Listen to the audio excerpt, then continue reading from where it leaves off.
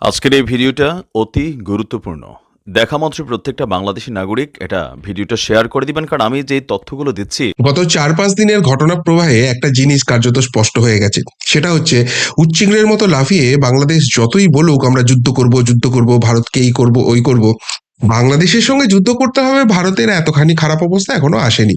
বাংলাদেশকে টাইট দেওয়ার আরো হাজার একটা সহজ উপায় আছে এবং তার মাত্র কয়েকটা অ্যাপ্লাই করা হয়েছে। সত্যি ছটফটানি শুরু হয়ে গেছে। ইউনূস মোল্লার দল বুঝতে পারছে যে কাদের সঙ্গে পাঙ্গা নিয়েছে এবং কতখানি ভুল হয়ে গেছে। এবার আপনাদের একটা কথা অনেকেই বলছেন যে দূর বাবু, রোজ রোজ সেই একই ভ্যানতারা করে যাচ্ছে, এই বাংলাদেশিগুলো এইসব কথা বলছে, যাও না বাবা দুটো সেনা পাঠিয়ে দাও, 15 মিনিটের মধ্যে সব আপদ বিদায় হয়ে যাক, একদম শান্তি, শ্মশানে শান্তি হয়ে যাবে। কিন্তু দেখুন, এদের সঙ্গে যুদ্ধ করলে 15 মিনিটে হয়তো শেষ হয়ে যাবে, কিন্তু এই যে এপিসোডটা হচ্ছে এটাও তো খারাপ নয়। এটাতে দুটো জিনিস, দুটো ফায়দা হচ্ছে। এক, সময় লাগছে, ফলে দগদে দগদে একটু একটু করে মরছে, যেটা এদের প্রাপ্য সেই জিনিসটাই হচ্ছে। আর দুই, ভারত সবসময় যেটা শান্তির প্রতীক হিসেবে গোটা বিশ্বের কাছে সমাদৃত, যে কারণে ভারতের অ্যাকসেপ্টেন্স আজকে এই জায়গায় চলে গেছে, সেটা আরো বেশি মজবুত হচ্ছে যে বাংলাদেশের এত কিছু প্রভোকেশনের পরেও ভারতবর্ষ কিন্তু সেখানে কোনো রকম কোনো কড়া অ্যাকশন সেইভাবে চোখে পড়ার মতো নিচ্ছে না, যা করছে পিছন থেকে রাজনৈতিক কূটনৈতিক খেলা। কিন্তু গোটা বাংলাদেশ এপিসোডটা একটা বড় লার্নিং দিয়ে গেল। দেখুন, বাংলাদেশের এতখানি অকাত হয়ে যায়নি যে তারা ভারতের সঙ্গে পাঙ্গা নেবে।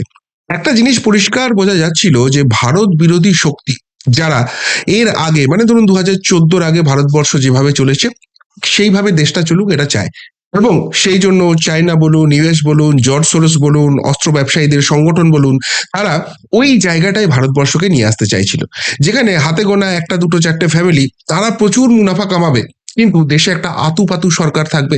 ফলে এই দেশের যে ইকোনমিটা আছে, যে বাজেটটা আছে, সেটা ড্রেন হয়ে অন্য জায়গায় অন্য দেশে চলে যাবে। বাইরের দেশের লোকেরা, বাইরের দেশ তারা বড়লোক হবে, আর ভারতবর্ষ সেই উন্নতিশীল দেশ হিসেবেই থেকে যাবে, কোনোদিন উন্নত দেশে যেতে পারবে না। এবং ভারত যে এত বড়, সব থেকে বড় গণতান্ত্রিক দেশ, তারা বিশ্বে একটা পাওয়ার হোল্ড করতে পারবে না।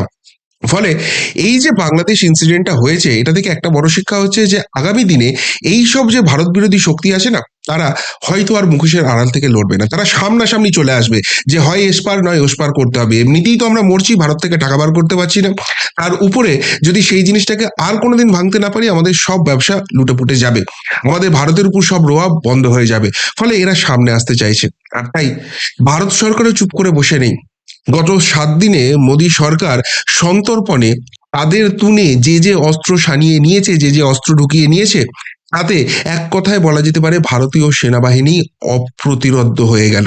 বাংলাদেশ বাংলাদেশ ছোটখাটো এসব তো ছেড়ে দিন, চীন তার উপর নিচ যেখান থেকে খুশি এবার অ্যাটাক করবে, ভারতকে দেউলিয়া করে দেবে, ভারতের খারাপ খারাপ করে দেবে। চীনের মতো দেশও আর ভারতের সঙ্গে সহজে পাঙ্গা নিতে পারবে না। কি কি করেছে নরেন্দ্র মোদী সরকার গত 7 দিনে, এক এক করে বলি।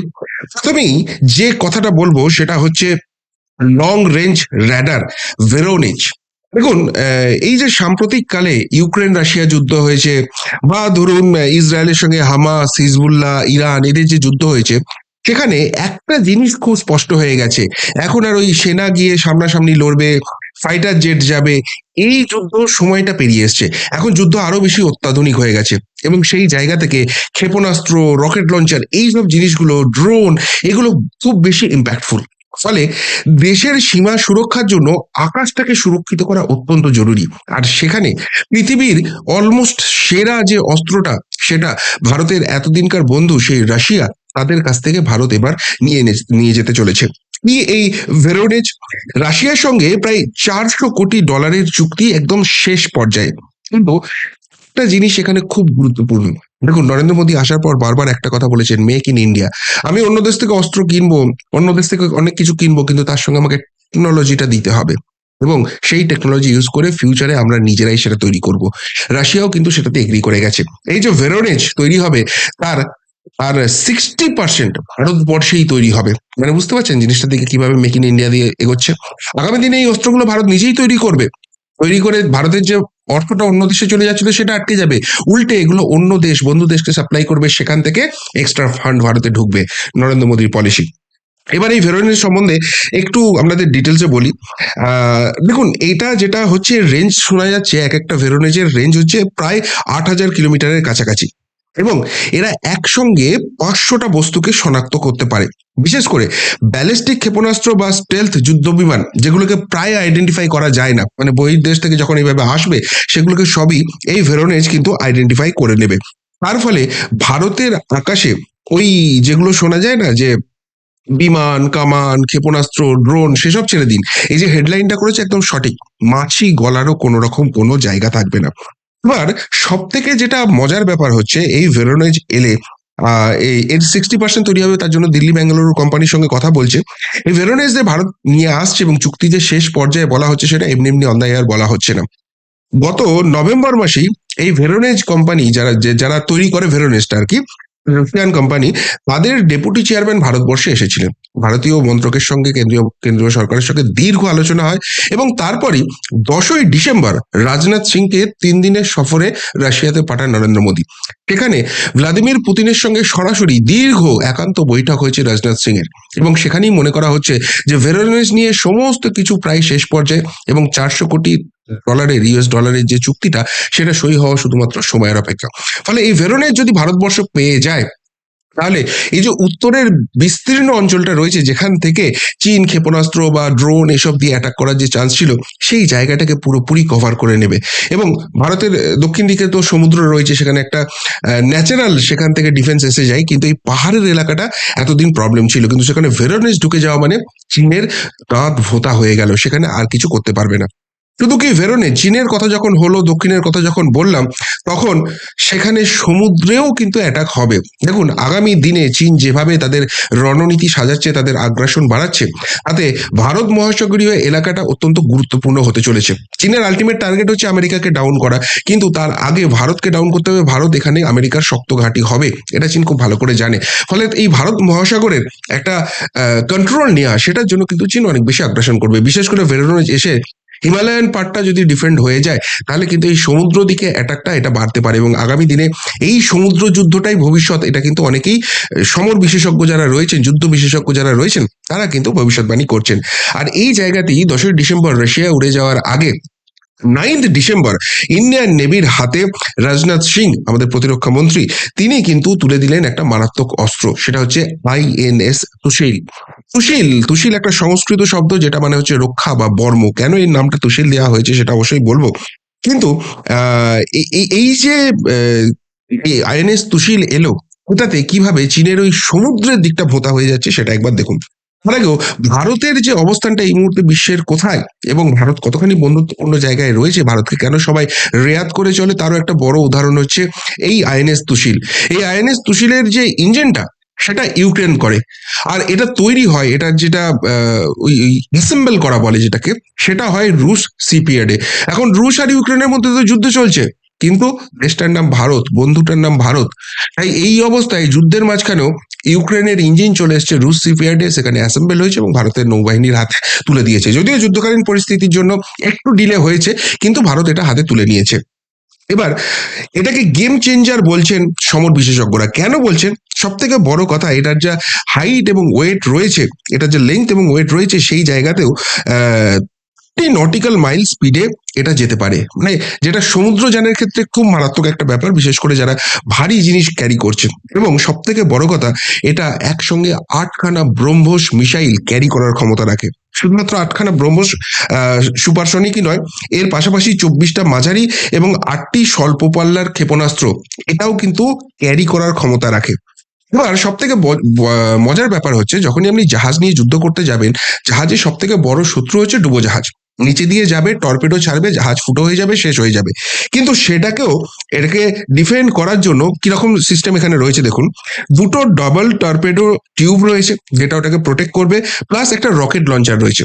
অর্থাৎ কেউ যদি টর্পেডো ছাড়ে, সেটাকে আটকাবার জন্য 2টো লেভেলের সেখানে সিকিউরিটি রয়েছে, প্লাস যেখান থেকে টর্পেডো আসছে তার দিকে রকেট লঞ্চারে করে সেখানে রকেট ছাড়ার মতো জায়গা রয়েছে।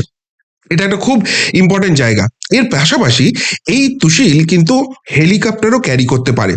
ফলে কি হবে, হেলিকপ্টার সঙ্গে করে যখন করবে, এবং সেখানেও রাশিয়ান টেকনোলজির যে হেলিকপ্টার আছে সেগুলোকে ক্যারি করবে, যখনই সাবমেরিন এখানে অ্যাটাক করবে, তখন কিন্তু সেই হেলিকপ্টার ফ্লাই করবে এবং সাবমেরিনকে খুঁজে সেটাকে ডিস্ট্রয় করবে। অর্থাৎ এর সাবমেরিনের এগেনস্টে ডিফেন্স সিস্টেমটা খুব ভালো। এটা ডিফেন্সে যেরকম কাজ করতে পারে, যেহেতু ব্রহ্মোস সুপারসনিক বা অন্যান্য মিসাইল ক্যারি করছে, অ্যাটাকেও কাজ করতে পারে। ফলে ভারত মহাসাগর এলাকায় চীন যে দীর্ঘদিন ধরে দাদাগিরিটা করছে, সেই দাদাগিরিটা কার্যত বন্ধ হয়ে যাবে। অর্থাৎ হিমালয়ান দিকটাকে ডিফেন্ড করে নিল এবং তার পাশাপাশি ভারত মহাসাগরের দিকটাকেও ডিফেন্ড করে নিল। এর মাঝখানে আরেকটা বড় স্টেপ নিয়েছে, যেটা ভারতীয় আর্মিকে প্রচন্ড স্ট্রং করে দেবে। কিন্তু তার আগে বাংলাদেশ একটু পাকামি করতে গিয়েছিল, তাদেরকে কিরকম ছোট্ট করে সবক শিখিয়ে দিয়েছে সেটা একবার আপনাদের বলে দিই, তারপর ওই ফাইনাল স্টেপটাই বলছি। দেখুন, এবার আকাশে আতঙ্ক বাংলাদেশ, সৈনিক বুম নিয়ে উদ্বেগ বাংলাদেশ সেনায়। কি ঘটনা ঘটেছে? ভারতের সঙ্গে যখন যুদ্ধ করবে, 4 দিনের মধ্যে কলকাতা নিয়ে নেবে, এইসব যখন হুমকি দিচ্ছে, তখন এই বাংলাদেশের এয়ারফোর্স ভেবেছিল ভারতকে একটু করকে দেবে। সেই জন্য যশোরের যে বায়ুসেনা ঘাঁটি আছে, সেখান থেকে একাধিক যুদ্ধ বিমান নিজেদের সীমানেই পেট্রোলিং শুরু করে। ভারত কি করে? ভারত পাল্টা রাফারেল, মানে যেটা 4 ধরনের মিসাইল ক্যারি করতে পারে সেইটা, সুখোই যেটা 9 ধরনের মিসাইল ক্যারি করতে পারে সেইটা, এইগুলোকে নিজেদের এলাকাতে পেট্রোলিং শুরু করে দেয়। বাংলাদেশ তোমাদের শক্তি দেখাচ্ছ, কয়েকটা রাফায়েল আর কয়েকটা সুখোই শুধু সেখানে করছে। কিন্তু এখানেও নয়, যেটা বাংলাদেশ আতঙ্কে কাঁপতে শুরু করেছে সেটা হচ্ছে একাধিক হেলিকপ্টার, এগুলোও কিন্তু ওখানে পেট্রোলিং শুরু করে দিয়েছে। আর এর ফলেই সৈনিক বুম নিয়ে কিন্তু আতঙ্ক শুরু হয়েছে। কি এই সৈনিক বুম? আপনাদের নিশ্চিতভাবে মনে থাকবে যে বছর কয়েক আগে MiG-25 ইসলামাবাদের আকাশে গিয়ে বজ্রপাতের মতো বিকট শব্দ করে, এবং এই শব্দ করলে মাথা ব্রেন কাজ করা পুরোপুরি বন্ধ করে দেয়। তো ভারতকে গিয়ে ওই অস্ত্র ফস্ত্র ফেলতে হবে না, বোমা টোমা ফেলতে হবে না, গুলিগোলা চালাতে হবে না। এখানে গিয়ে ভারতের যে এয়ারফোর্সের কাছে মিগগুলো রয়েছে, সেখান থেকে গিয়ে ওই সনিক বুম যদি চালু করে দেয় না, তাদের কান ঝালাপালা হয়ে গিয়ে ব্রেন ব্লক হয়ে গিয়ে কি করবে না করবে সেই সিদ্ধান্তই নিতে পারবে না। মানে আর্মি, নেভি, এয়ারফোর্সের এই অবস্থা হয়ে যাবে, সাধারণ মানুষের কি অবস্থা হয়ে যাবে। বাংলাদেশকে ওই যারা বলছেন যুদ্ধ করতে হবে, যুদ্ধ করারও দরকার নেই, শুধু সনিক বুম দিয়ে বাংলাদেশকে খতম করে দেওয়া যেতে পারে। সেই জন্য বাংলাদেশের মধ্যে এখন নতুন আতঙ্কের নাম সনিক বুম। অনেক পাকামি করে পেট্রোলিং করতে গিয়েছিল না, এখন পেট্রোলিং সব বন্ধ হয়ে গেছে। আর না করলে সনিক বুম আতঙ্ক কিন্তু বাংলাদেশকে তাড়া করছে। যাই হোক, বাংলাদেশের ওই ছুল্লামি বাদ দিলাম, যেটা মেন কথাটা বলছি। দুটো দুটো মারাত্মক জিনিস করছে ভারতবর্ষ। একটা হচ্ছে, আপনারা এই প্রশ্ন করতে পারেন যে মেক ইন ইন্ডিয়াটা কোথায় গেল? এই তো রাশিয়া থেকেই সমস্ত কিছু নিচ্ছে, ইউক্রেন থেকে নিচ্ছে না, মেক ইন ইন্ডিয়াটা আছে কিভাবে আছে সেটা দেখুন। ইতিমধ্যেই আরো 12টা সুখোই 30 যুদ্ধ বিমান এইটা ভারতীয় সেনাবাহিনীর হাতে তুলে দেওয়ার জন্য 13,600 কোটি টাকা চুক্তি হ্যালের সঙ্গে করেছে। হ্যাল, ওই অনেকে প্রশ্ন করেছিলেন না যে হ্যালকে কেন দেওয়া হয়েছে, ভারতীয় ওই আম্বানিদের কেন দেওয়া হচ্ছে? এই মেক ইন ইন্ডিয়ার জন্য এই টাকাটা ইনভেস্ট হচ্ছে, সেটাকে করার মতো জায়গা করতে হবে। তো অলরেডি ভারতের কাছে 260টা সুখোই 30 আছে, তারপর আরো 12টা কিনছে। কেননা যেটা দেখা গেছে বা ক্যালকুলেশন করে দেখা গেছে যে যদি যুদ্ধ লাগে, সেখানে যদি কিছু ড্যামেজ হয়, সেই ড্যামেজটা সারানোর জন্য যে সময়, সেই সময় তো আমার শক্তিটা কম থাকবে, এই 12টা তখন রিপ্লেসমেন্ট হিসেবে সেখানে কাজ করে দেবে। ফলে এইটার সঙ্গে কাজ হচ্ছে। শুধুমাত্র তাই নয়, সেপ্টেম্বরে, মানে এটা তো ডিসেম্বর চলছে, সেপ্টেম্বরে অলরেডি 230টা অ্যারো ইঞ্জিনের জন্য আরো 26,000 কোটি টাকার চুক্তি এই হ্যালের সঙ্গে করে দিয়েছে। কি এই অ্যারো ইঞ্জিন? এই অ্যারো ইঞ্জিন যেটা হচ্ছে, এখন যা সুখোই 30 পাওয়ার আছে, সেটা অন্তত 5 থেকে 7 গুণ বেড়ে যাবে, আরো বেশি শক্তিশালী হয়ে যাবে। সেটার জন্য কিন্তু কাজ হচ্ছে। এই সুখোই 30 অন্য কোথাও যেতে হবে না, ভারতের মাটিতে তৈরি হবে, মেক ইন ইন্ডিয়াতে তৈরি হবে। ভারত নিজের মতো করে সেটার এনহ্যান্সমেন্ট করে নেবে এবং আগের থেকে 5 থেকে 7 গুণ শক্তিশালী করে নেবে। এইবার সব থেকে মারাত্মক যে অস্ত্রটা ভারত করছে, সেটা হচ্ছে 100টা সেল প্রোপেল K9 বজ্র টি গান। এটা একটা দক্ষিণ কোরিয়ার সংস্থার কাছ থেকে এই অস্ত্রটা নেওয়া হচ্ছে। এই অস্ত্রটা কি? দেখুন, সেলফ প্রপেলড মানেই বুঝতে পারছেন যে সেটা অটোমেটেড একটা জিনিস। এটা ভারতের মরুভূমিতে, যে রাজস্থানের মরুভূমি আছে সেখানে আছে, অর্থাৎ শত্রুরা যদি অ্যাটাক করে, এটা নিজে থেকেই অ্যাসেস করে পাল্টা তাদের দিকে হানা করতে পারে।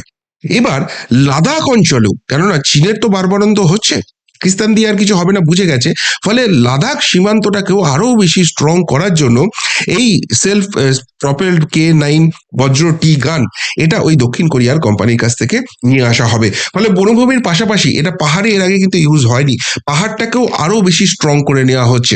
এবং এটা যারা সমর বিশেষজ্ঞ রয়েছেন, যুদ্ধ বিশেষজ্ঞ রয়েছেন, তারা বলছেন এটা যদি লাদাখে সাকসেসফুলি ইমপ্লিমেন্টেড হয়ে যায়, তাহলে সবার আগে যেটা নরেন্দ্র মোদী করবেন, সেটা হচ্ছে ওই অরুণাচল বা এই চিকেন নেক, এই জায়গাটাকে ডিফেন্ড করার জন্য এই দিকটাতেও এস্টাবলিশ করে দেবেন।